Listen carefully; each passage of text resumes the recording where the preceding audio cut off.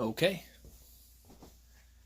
if you are tuning in, just bear with me while I am trying to get everything going here.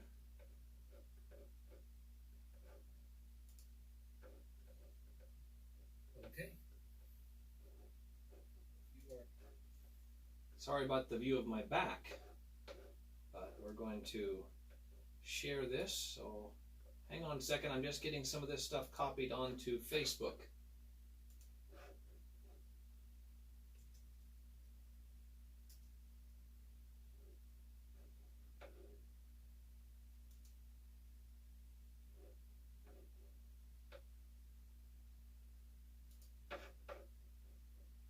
All right, so we're live there. And then I'm just going to try to get set up here so that I can see the picture, the comments a little bit better. If you're able to watch, please do so by letting me know that you're watching. Let me know where you're watching from if you'd be willing to do that. And I'll be able to see the comments as they come in. But this is my first live stream when it comes to the harp. So hopefully you'll be able to hear me and everything will be able to go all right. I'm just going to chat for just a minute while I'm giving people the chance that want to watch. Several others will be able to watch later, and that's great. Again, my name is Mark Foster, and this is my YouTube channel. If you're watching from Facebook, I'm also the moderator of our double strung harp group.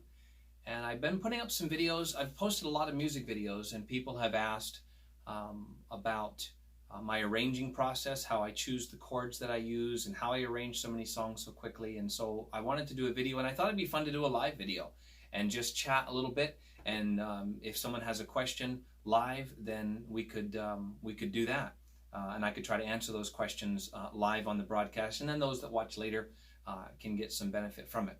I want to say right at the outset two things. Okay, one is I am not a harp teacher.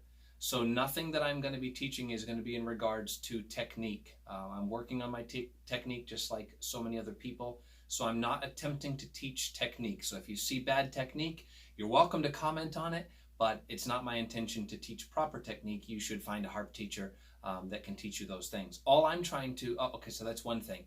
The second thing is these are just my methods, okay? When you start dealing with things like music theory and how-tos, you're always going to have someone who thinks it could be done a different way or that you're doing it wrong. I'm just going to show you some of my methods, and if it's beneficial to you, then I think that's great. That's all I've ever wanted to do, is just kind of inspire people when it comes to playing the harp. So I've been a musician ever since I was a little guy. I started off with the piano, and I play all kinds of different instruments. I'm kind of a folk musician, so I'm not a professionally or classically trained musician. All the instruments that I play, I'm mostly self-taught. I do a lot of personal study, but I have no degrees in teaching music. I think that's awesome. Maybe you don't either. I think that's awesome too. If you are degreed in teaching music and in music theory, then you may more easily spot some of the mistakes that I make. And I hope you'll be kind about that. And but certainly feel free to chime in the comments and let us know how you're enjoying. I'm just looking over here to see if there are any comments at the moment, and there are not, so no big deal. Just giving people a chance. I think I had said 4 o'clock, and I think we're getting pretty close down to 4 o'clock now. So anyway, that's a little bit about me, and let me talk for a minute about some of my favorite harp influencers, some of the ones that have influenced me the most in my harp journey. Probably number one on harp in general would be shared equally by Christy Lynn and Josh Lane. I really enjoy watching both of those people on YouTube. Not only are they harp teachers and really excellent harpists, but I love their personalities. I love their passion for what they do, and they inspired me to get my first harp, which was a cardboard harp by Fireside Harps, and some of those videos are on my YouTube channel. But when it comes to double strung harp, hands down, my number one influencer is Carolyn Deal. She's a member currently of our double strung harp group on Facebook. I hope she stays there for a long time to come. She is just a jewel. And while she is not the originator of the double-strung harp, that honor goes to Lori Riley and one other person whose name I can't remember. Carolyn has for sure influenced more people than, I shouldn't say more than any other, I don't really know, but she has influenced an awful lot of people about the double-strung harp. And I'm just trying to pick up that mantle and run with it and encourage people and inspire people on the double-strung harp. So this is my double-strung harp. I actually own two of them. My other one is a Brittany double-strung harp, 22 strings on each side, and maybe I'll do a video with that coming up. But this is my newest harp, and I'm absolutely in love with it. It is a Lorraine 29 double-strung by Stony End Harps in, I think it's Red Wing, Minnesota. And Gary and Eve just do tremendous work. The more I play this harp, the more I love it. So anyway, this is made in walnut. It is my favorite harp of all harps. And well, somebody said, "What's your favorite harp?" And I said, "It's the harp I'm playing at the moment." And at the moment, I'm playing the Lorraine double strung. It has the full levers on both sides, and it's just a gorgeous harp, and I'm thrilled to death. And again, thanks to Carolyn Deal for enabling me to get this harp. And I just realized that my leather belt is making rude noises against the leather on the seat that I'm currently sitting on. So if you can hear that on the microphone, I apologize for that. But what do I want to talk about today? I want to talk about chords and arranging. Now, in my last video on playing by ear, I talked a little bit about how to play by ear. And a couple of the ways that we talked about it was by memorizing songs that you can currently play with sheet music. Someone on our group, I think it's Charmaine, forgive me if I'm not pronouncing your name correctly, said that she didn't think it was necessary to memorize every note, but just be very familiar with the music. And I agree with that completely, with one caveat, that some people still feel like they need every single note. They really struggle with anticipating notes, and so they do need to memorize every note. So if that's you and you feel like I have to memorize every single note, then don't be hard on yourself. That's perfectly fine, and it's a great way to start. But when you begin branching out and either doing improv play or trying to arrange by ear, then very quickly, if you don't have any background in that, very quickly you run up against how do I add chords in, when do I add chords, and where do they go? I never want to assume information on the part of the people that I'm talking to. Many who will watch this video and come across this video, hopefully in the weeks and months and years to come, will have a basic background in music theory. And so what I'm about to say will be basic to you because it is a music fundamental. But other people just have a love for music and have never taken any actual music lessons, and so they may be less familiar with it. So if you're more familiar with it, please be patient as I'm going through this. It's for people who may not know it yet. Now that I've said that, I've lost my train of thought. Anyway, I want to talk a little bit about music theory when it comes to chords. All right, so in any key, and all this video, I'm just going to be working in the key of C. And I'll stop and check for comments here in just a little bit. But I'm going to be working in the key of C. And we're going to talk about an octave. So between middle C and the C above middle C is a total of 8 notes, including the C to C. So an octave is 8 notes. That's where we get the word octave.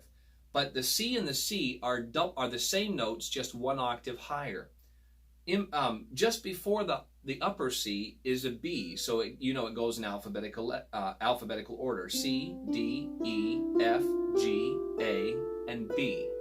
Okay, then it starts to repeat after that. Those are the notes in the C major scale. Okay, because we're starting on C, so it's a C major scale. There are also degrees of the scale, and that is 1 degree for each of the notes in the octave. So C being the first note would be the 1st degree, D being the 2nd note would be the 2nd degree, and so on. Sometimes in music theory, these are shown by numbers and sometimes by Roman numerals. But the Roman numerals come into play more often when it comes to chords, okay? To play a chord, and for the sake of this video, I'm going to define a chord as any group of 2 or more notes. So on the harp, you could have a chord with just C and E, a basic 2-note chord. You can have a triad, which is built on the 1st, the 3rd, and the 5th degree of the scale, which is C, E, and G. All right? That's a triad. Tri for 3. Okay? So a triad. Then we have, Carolyn Deal uses very often 1/5/8. Okay? So that is the 1st degree, the C, the 5th degree, the G, and the 8th degree, which is the C above. And that's the chord.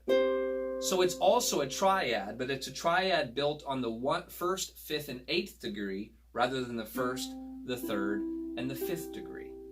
So I want to encourage you to be watching this video with your harp. Okay, so we have a chord that can be just 2 notes. We have a triad, which can be 3 notes. Okay, which can be the 1st, 3rd, and 5th. It can be the 1st, 5th, and 8th. It can be, in the case of a diminished chord, and I'm not going to go into that at the moment, it can be, an augmented chord. It can be the 1st, 2nd, and 5th, or the 1st, 4th, and 5th. Okay? So there are all different kinds of chords, but it's 2 or more notes. On the harp, oftentimes, there are also 4-note chords, which is the 1st, the 3rd, and the 5th, the triad, with the addition of the 8th. So it would be like this. Okay? Or rolled. Or arpeggiated. Okay? So that's a chord. Now, in every major scale and in every key, just like there are 8 degrees in the scale, there are also 8 chords in that major scale. Okay? So if we're, I'm going to use that 4-note chord, and my thumb is always going to be on the main note as I'm stepping up. Okay, so C, D, E, F, G, A, B, C. Okay, so we're going to go C. So the next chord with my thumb on the D.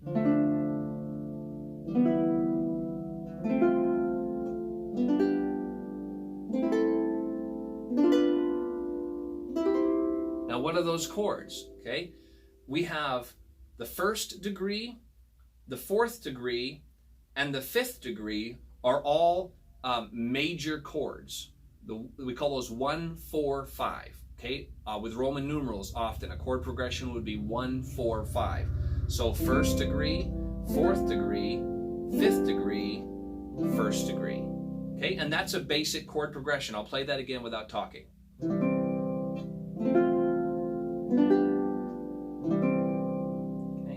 That's a basic chord progression. The D is a minor. It's a minor 2nd. Then we have a minor 3rd on the E. Then we have the major 4th, a major 5th, a minor 6th, which is the a diminished 7th, and then back up to the major 1st or 8th. Okay, so we have a major 1st, D and E are minors, F is major, G is major, A is minor, B is diminished, and C is major.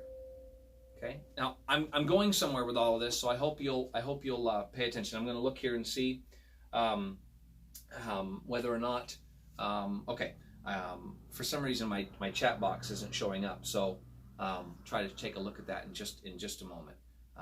But anyhow, okay, so where are we going to go next? Well, let me look at what I have here. All right, so for chord progressions, we have the major chord progressions are going to be 1, 4, 5. So the first chord, or the number 1 chord, which is C, the number 4 chord, which is F, and the number 5 chord, which is G.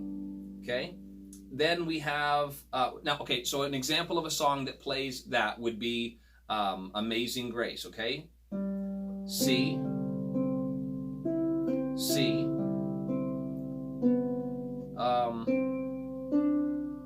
F, G, C, G. Sorry for the buzzing, all right? But so C, F, and G, you can play Amazing Grace. You can play Mary Had a Little Lamb. You can play 1,001 different songs using just the 1-4-5 chord progression. Another popular chord progression, and one that I like to use a lot, it goes by Roman numerals 1, 6, 4, 5. Remember, the 6th is a minor chord. So we have C, we have A, we have F, we have G, and then C. I'll play those again. We have C, A, F, G, C. So 1-4-5 and 1-6-4-5. Those are common excuse me, common chord progressions. I use this one a lot in Loch Lomond. So I'll start off on the with a C chord, then go to the 6th chord, A, and then to the F, the 4 chord, then the G chord. Back to the C, A, F, G,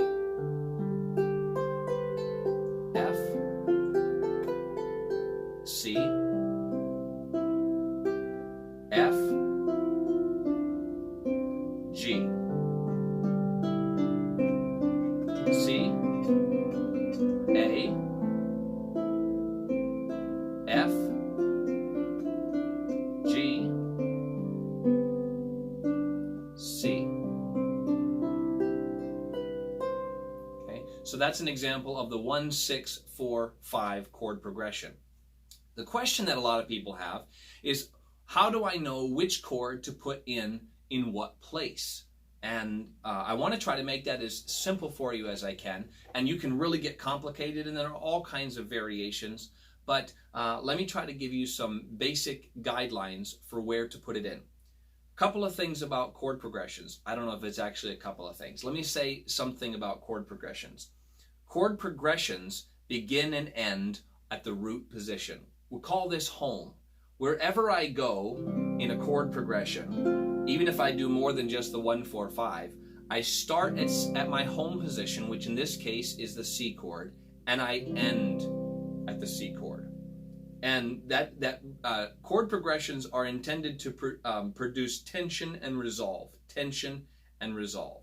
Okay? So there is C, then we have F, then we have G, and then it resolves on C.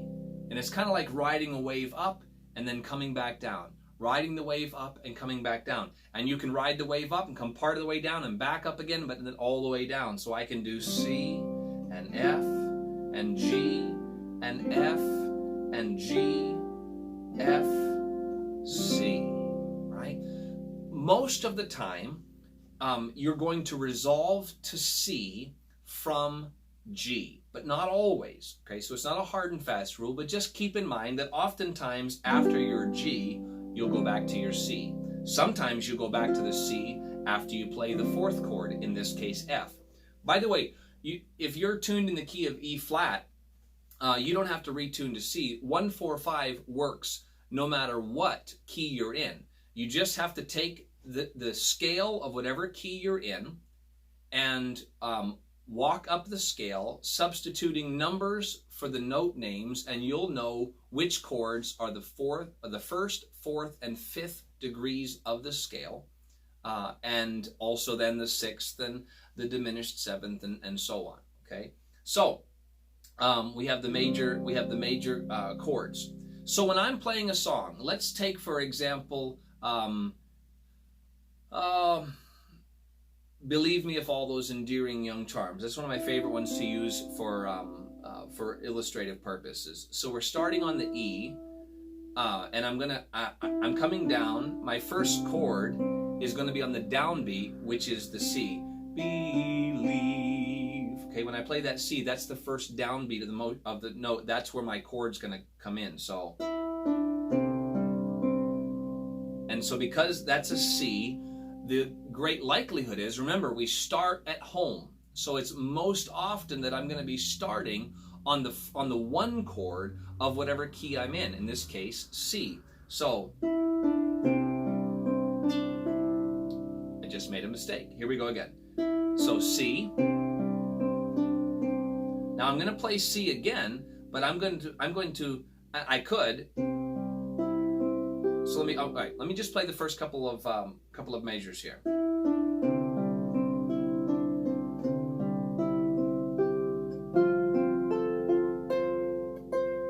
Okay, I played the C chord twice in a row there at the beginning, but what adds some color to it is by using the 1-6-4-5 chord progression. I use that minor sixth, which in the key of C is A minor. And because C is in the A minor chord, I can add that in, and it sounds like this. It gives it a nice, rich, minor, colorful feel. So it sounds like this.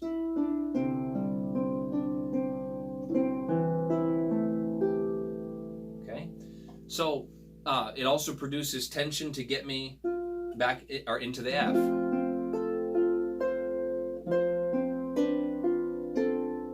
Back to the C, G, C. I'm going to come back to there for a minute because I played a C chord, but I was actually using the E minor chord, and I'm going to come to that in a minute. So when I'm trying to play a song and I've picked it out just in the right hand, just with single notes, how do I know which chord goes where? All right. There are some rules. I won't call them hard and fast, but there are some. How can I say this? There are certain notes within a scale that are more likely to be paired with one chord versus another. For example, C, E, G, and C are more likely or most likely to be paired with either a C chord, an A chord, maybe an F chord. Not as likely a G chord. Okay? So I know that if the note that I'm playing is a C, I have a C, I can play that could be a C chord, it could be an F chord, it could be an A minor chord. Well, how do I know which one? Sometimes you just have, in the beginning, you just have to try it and see which one sounds better. But you'd be surprised how the brain begins to recognize chord progressions, and you'll begin to, I don't want to use the word feel, but you'll begin to feel the right chord to use. And so when you're playing it, now, when I play Believe Me If All Those Endearing Young Charms, the word endearing, we have En, endear, and the part of the word dear on endearing is on an F. Well, that tells me that the likelihood is that I'm going to be playing an F chord. Now I'm playing in the key of C, and my melody note on a downbeat is either F, A, or C. There's a strong possibility that I'm going to be playing an F chord, because the F triad, the 1-3-5, is F, A, and C. Okay, so if my melody note on the downbeat, so if that's a 3-4 timing, that's 1, 2, 3, 1, 2, 3. Every time I start that 3 count over again, in the beginning, that's where my chord is going to be in a 3-4 timing, or 1, 2, 3, 4, 1, 2. The downbeat is most often where the new chord will begin. again, when you're just starting off. And on that downbeat, whatever my melody note is, that's going to be my key for what chord I'm going to put in the left hand. If it's a C or an E or a G, there's a strong possibility that I'm going to be playing a C chord. I could also be playing a G chord, but not as likely if I'm playing a C note. Okay? Let's see where we can. I also could be playing an F chord because C is in the F triad. But what I'm saying is there aren't an unlimited number of possibilities. G is if I'm playing a D, a G, or a B, D, G, or B, I'm most likely going to be playing a G chord. Again, there are some exceptions, but that's going to be my first choice. If my melody note falls on a G, a D, or a B, I'm most likely going to be playing a G.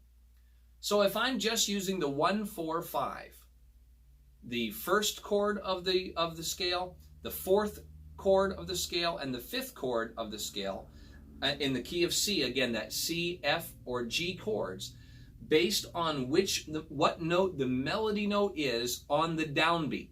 Okay, I'm just going to say that again. We're talking about the melody note that falls on the downbeat. That is going to be a hint for what chord I'm going to play. I do not have a wide range of options. I have very few options. And if I'm just using C, F, and G, I've only got 3 options to begin with. And I'm most likely, now, there are some songs that sound better when you add some of the other chords in like a minor 6th chord or a diminished 7th chord, but it's still going to sound okay. It's not going to sound dissonant. So you may just in the beginning need to experiment a little bit with the chord progression as you're playing, and you're going to start to recognize how they, again, you're going away from home. If I just played a G chord, the chances are in a major key, the chances are my next chord is going to be a C chord. If I just played an F chord, well, I could be going back to a C or I could be going to a G. If I just played a C chord, my next chord is going to most likely be an F or a G. But I've only got 3 chords to choose from. And in most cases, I'm only choosing between 1 of 2 chords in that major scale. The more chords I add, the greater amount of options that I may have to sift through. But you're going to start figuring out as you begin to play these songs, if you're playing folk music, if you're playing hymns, Celtic music, you're going to start to recognize how the chord progressions work. And you're going to notice that it kind of feels the same across a variety of songs. Again, I'm talking about major scales right now, major chords or major keys. So let me talk about some chords that go together. If I'm playing C, F, G, or A chords in my left hand, then there are chords that I'm going to play in my right hand that are going to go very nicely and most often with those chords in my left hand. So if I'm playing a C chord, a C 1 5 8 in the left hand, or a triad 1 3 5, but I'm going to do 1 5 8s from here for the time being. Then obviously a 4-note chord is what I'm going to play in the right hand, so a 3 against 4 basically. So that's a 1 3 5 8 chord in the right hand, and a 1 5 8 again, as Carolyn says, 3 against 4 in C. I can also come up to G, and I can play the C chord with this with my C in the left hand, and it has a different sound to it, and I'll let you hear that. I don't know if you can sense that tension. It is some tension.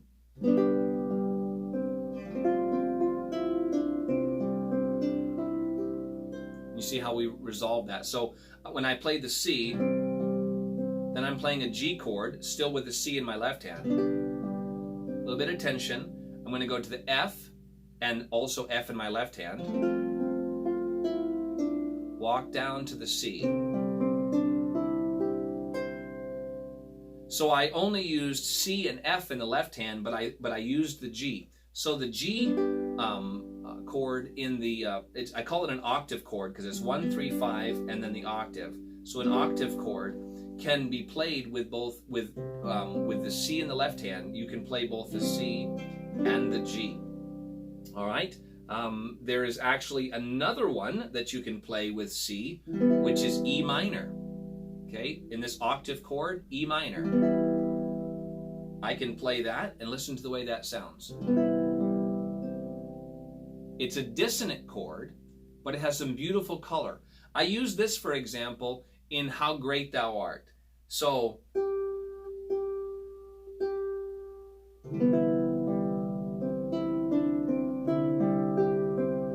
but I want you to listen to that again. This is the note just by itself.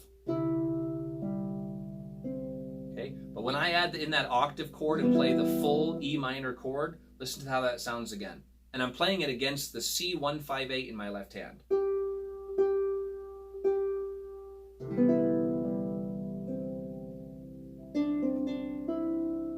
So that adds some wonderful color. So if I'm playing C in my left hand and my melody note is E, I can play an E minor, depending on the song, and that will go together. So if I'm playing C, in my right hand, if I'm playing a G chord, a C chord, or an E minor chord, I can use a C in my left hand. And the same works with triads, by the way. So I'm going to use a 158 in the left hand and a triad in the right hand. And I'm just going to play a blocked chord in the right hand. That's the C. This is the G. I just think that's beautiful. G against C, I think sounds beautiful. Now here's the E minor. You can hear that. But again, all of them with C in the left hand. So if my melody note, if I get tired of playing just a single note and I want to play a chord, I can play that octave chord, or I can play, I can play that octave chord, and it sounds very, very nice against the C. With G, the G chord, I can play D minor, D seventh, and let me see here. I can also play, obviously, G, but I can also play the B diminished and the B diminished seventh. So I'll talk about seventh chords here in just a minute.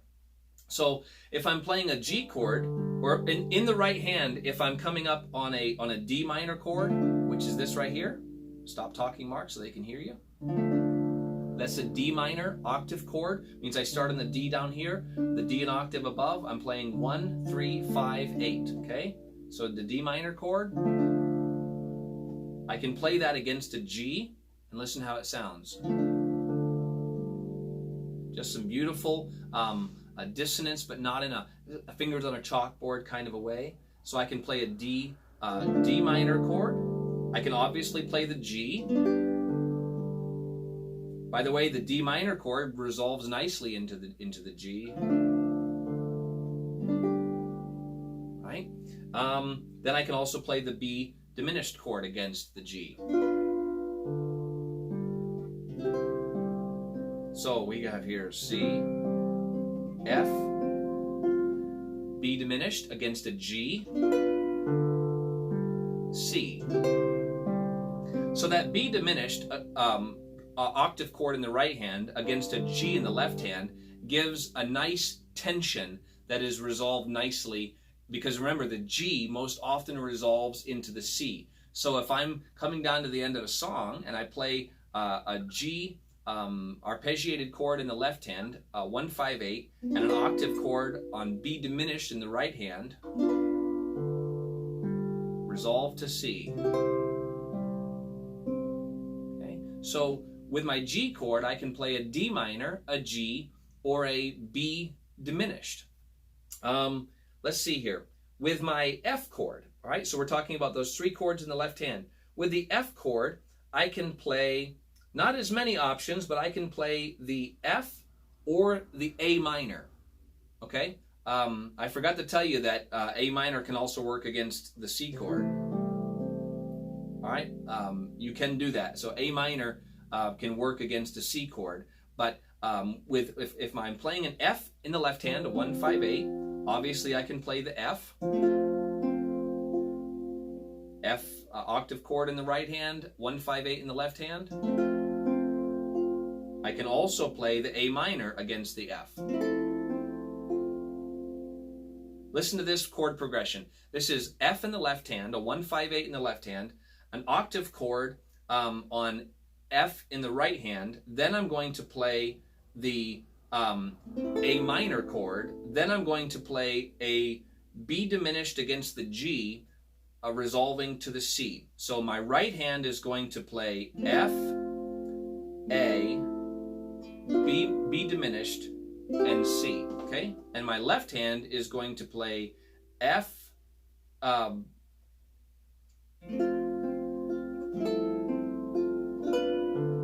had to think about what I was doing. So my left hand is going to play F twice, then G, then C, and it's going to sound like this.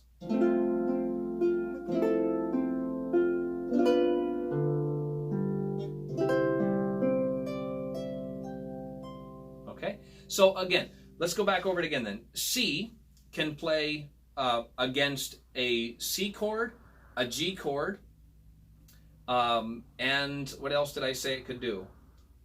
And an E minor, okay? The G can play the D minor, the G, or the B diminished. And the F can play the F major octave chord or the A minor chord. Now, it can also do each of those. You can add the seventh chord as well. So when I play a seventh chord as an octave, let's take C for example, a seventh chord is a triad with the seventh degree of the scale added. So instead of an octave, I'm going to come down and play the note right below it, which is the seventh. This is the octave chord for C. This is the seventh chord, in which I'm not playing that high C anymore, I'm playing the B. All right? So this is the C major, this is the seventh. And I love seventh chords. Seventh chords are intended to produce tension that would then resolve. So it sounds better to go from a seventh to a major than a major to a seventh. So here's a seventh to a major. Here's a major to a seventh. Right? So it kind of leaves you hanging, which can sound very nice. Let me play for you one of the tag endings that I have that I use a lot on my harp. And I actually end it on the seventh of the scale instead of a C, but I love the way it sounds. Let me play that for you.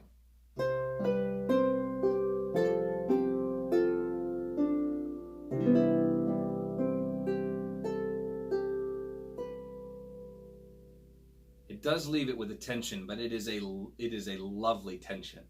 I love that. And I ended using the E minor chord in the right hand along with a C in the left hand, so it was this again. Oh, that wasn't right. Here we go. And that kind of has that jazzy feel, just a smooth feel to it. Okay? So there are some other chords that you can use. There are, of course, the triads. There are the augmented chords, which is the first, if I'm saying that right, forgive me if I'm not, first, second, and fifth. So that's augmented, add, I think it's diminished chords. Diminished, add second, and diminished, add fourths. So that's C, D, and G, or C, F, and G. Okay.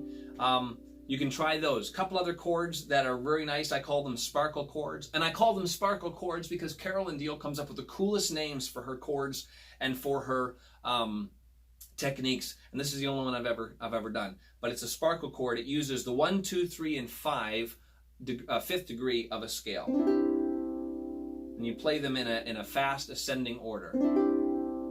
That's C, here's F, Here's G. And you can use them anytime that your melody note would be the 5th degree of that chord. So I use this sometimes in Silent Night.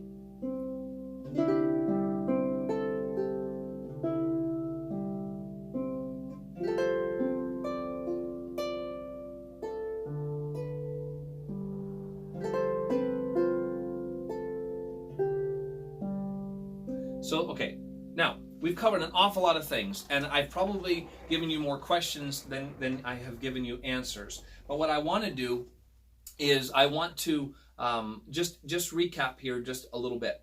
When you're playing your song and you're picking out your melody, the melody of your song, I want you to be paying close attention to what you're doing in your right hand, okay?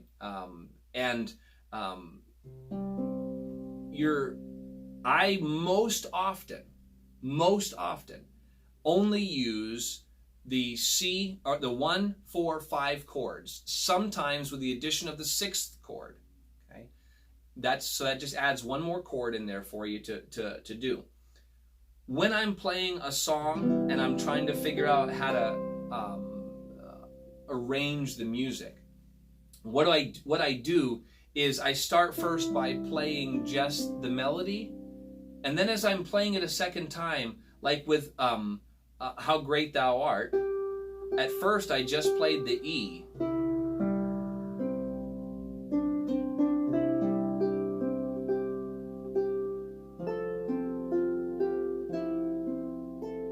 And a wrong note. But then I said, okay, I've got the basic melody. I know the chords I'm playing in the left hand. So I started with the melody. Then I added in the chords in my left hand, again, by working through which one of those 3 chords is going to fit in that spot. Then I added additional color by adding in chords in the right hand, so that when I was on this E, I said, ooh, I'm playing this E against a C. I know that an E minor chord often sounds very good against a C, so let's try it.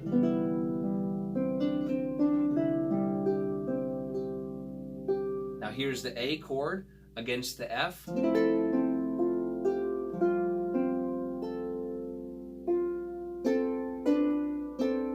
Here's the G chord against the C.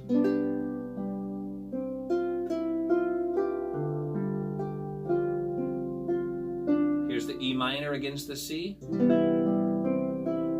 Some sixths. G against G.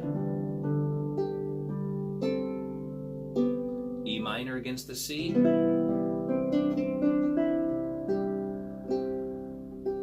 A against the F.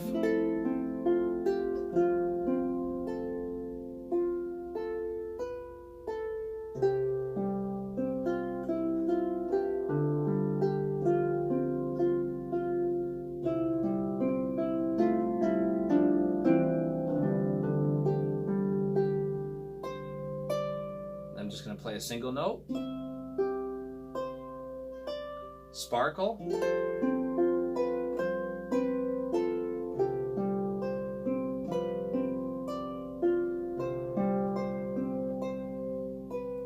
D against the G. A against the F. E minor. G against G.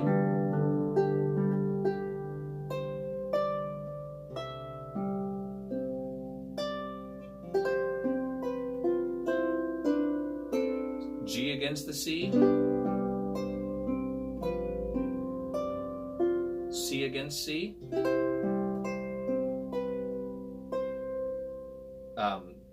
D against the F.